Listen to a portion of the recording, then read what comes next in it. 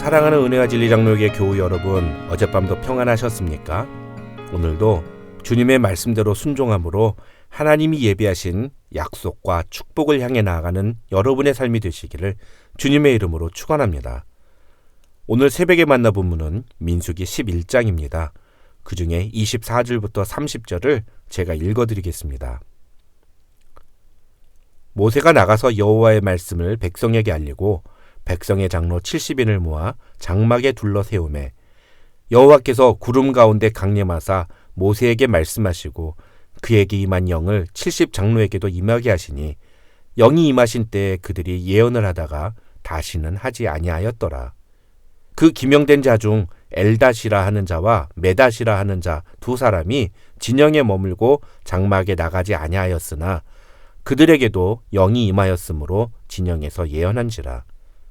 한 소년이 달려와서 모세에게 전하여 이르되 엘닷과 메닷이 진중에서 예언하나이다 하매 택한 자 중 한 사람 곧 모세를 섬기는 눈의 아들 여호수아가 말하여 이르되 내 주 모세여 그들을 말리소서.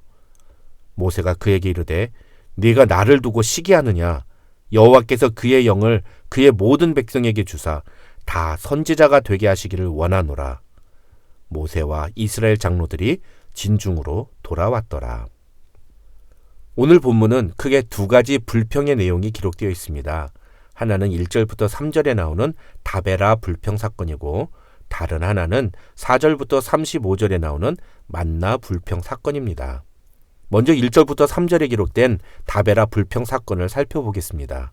이스라엘 백성들은 시내산을 떠나 가나안을 향해 출발한 지 얼마 되지 않아 하나님을 원망했습니다.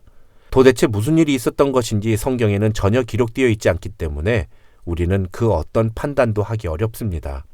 다만 중요한 것은 백성들이 악한 말로 원망을 했고 하나님께서 그들의 말을 들으셨다고 성경이 기록하고 있다는 것입니다. 아무리 이해하려고 노력해도 이것은 매우 실망스러운 모습이 아닐 수 없습니다. 어려운 일을 당했을 때 불평하고 원망할 수 있습니다. 감당하기 어려운 상황이 되었을 때 누구나 입에서 원망이 나올 수 있습니다. 그러나 지금은 그런 상황이 아닙니다. 아니, 바로 앞에 있는 10장 마지막 부분에서 이스라엘 백성들은 하나님이 말씀하신 대로 진영을 갖추고 구름 기둥이 인도하는 대로 행진을 시작했습니다. 그런데 그렇게 행진을 시작한 지 얼마 되지 않아서 악한 말로 하나님께 원망을 하기 시작했다는 것은 도저히 이해가 되지 않는 모습입니다. 이것을 어떻게 설명할 수 있을까요? 한 가지 성경에 기록된 내용을 가지고 추측해 본다면 이스라엘 백성들은 불평과 원망이 그들의 습관이었다는 것입니다. 출애굽하자마자 홍해 앞바다 앞에서 자신들을 뒤쫓아오는 애굽의 군사들을 보며 이스라엘 백성들은 모세에게 원망했습니다. 그것은 충분히 이해가 된다고 치더라도 그런 상황에서 홍해를 갈라서 이스라엘 백성들을 안전하게 건너게 하시고 오히려 애굽의 모든 군대를 수장시켜버린 하나님의 놀라운 능력을 눈으로 보고 몸으로 체험했다면 그 다음부터는 원망과 불평을 하지 말아야 하는 거 아닙니까? 그러나 홍해를 건넌 후 시내산에 도착하기 전까지도 그들은 계속해서 원망하고 불평하는 모습을 보여주었습니다. 심지어 모세가 하나님께 십계명을 받으러 시내산에 올라간 기간 동안 자기들 눈에 시내산에 여호와의 영광스러운 구름이 임재해 있는 것을 보고 있으면서도 그들은 모세가 40일 동안 산에서 내려오지 않는다며 아론에게 불평과 원망을 늘어놓았고 그 결과 아론은 금송아지를 만들어서 그것이 이스라엘을 애굽에서 인도한 하나님이라며 경배하게까지 했습니다. 그래서 오늘 본문 1절부터 3절에 기록된 이 사건도 우리는 어쩌면 이 이스라엘 백성들의 불평과 원망의 습관이 문제의 원인이었다고 추측해 볼 수 있는 것입니다. 중요한 건 그들이 악한 말로 원망을 했고 하나님이 그 원망의 소리를 들으시고 그들을 무섭게 징계하셨다는 것입니다. 1절을 보시면 하나님은 이스라엘 백성들에게 진노하셔서 여호와의 불을 그들 중에 붙여서 진영 끝을 사르게 하셨다고 기록하고 있습니다. 이 말은 악한 말로 하나님께 원망과 불평을 늘어놓은 사람들을 하나님께서 불로 태워 죽이셨다는 뜻입니다. 그렇다면 이제는 불평과 원망을 하지 말아야 하는 거 아닙니까? 그런데 바로 그 다음 4절을 보십시오. 원망과 불평이 또다시 나옵니다. 이번에는 출애굽할 때 이스라엘 민족과 같이 나왔던 출애굽기 12장 38절에서는 수많은 잡족이라고 표현되었던 다른 인종들, 즉 비이스라엘인들이 탐욕을 품음에 이스라엘 자손들이 다시 불평과 원망을 시작했다고 성경은 말합니다.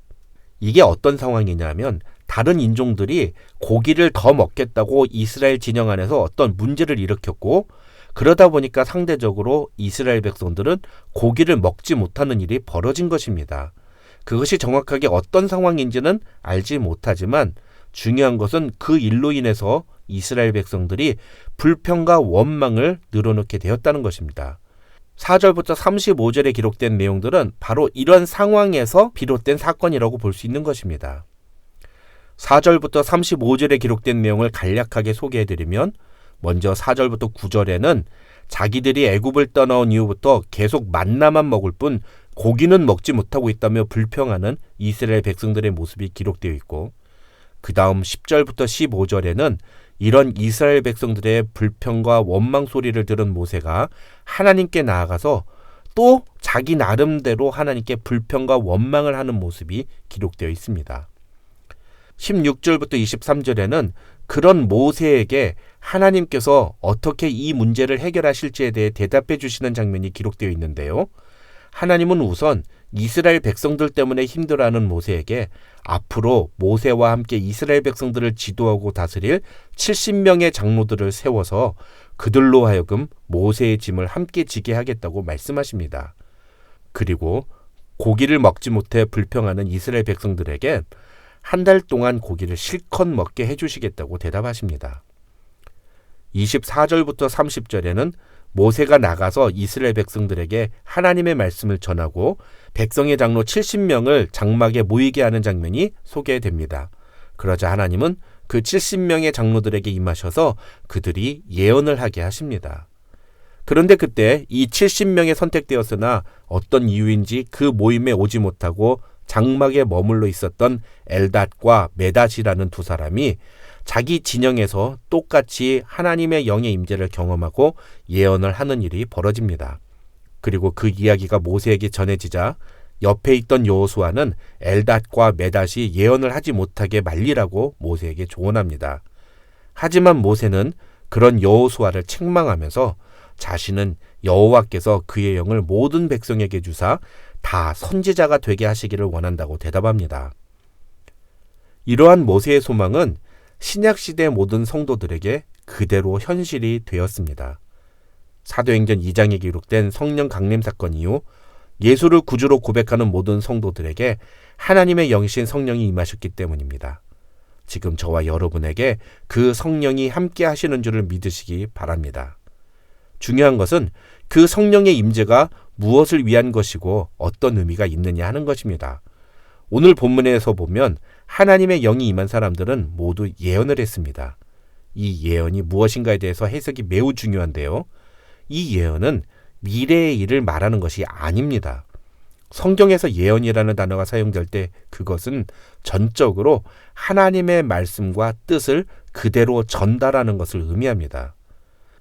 오늘 본문에서 우리가 놓쳐서는 안 되는 또 한 가지가 있습니다. 그것은 불평과 원망에 대한 하나님의 반응입니다. 1절에서 하나님은 불평하고 원망하는 사람들을 불로 죽이셨습니다. 또 33절에서 하나님은 고기 때문에 불평하는 사람들도 심히 큰 재앙으로 치셨다고 성경은 기록하고 있습니다. 그러나 오늘 본문에서 모세 역시도 하나님께 불평하고 원망을 늘어놓았습니다. 11절부터 15절의 내용을 보시면 모세의 불만은 하나님이 왜 자기에게 이렇게 무겁고 힘든 일을 맡기셔서 자기가 이스라엘 백성들의 원망과 불평을 모두 다 들어야 하느냐 하는 것입니다. 여기서 진짜 중요한 것은 모세가 이스라엘 백성들이 하나님을 멸시하고 불평과 원망을 일삼는 것에 대해서는 전혀 문제 제기를 하지 않고 오로지 자기 문제에 사로잡혀 있다는 것입니다.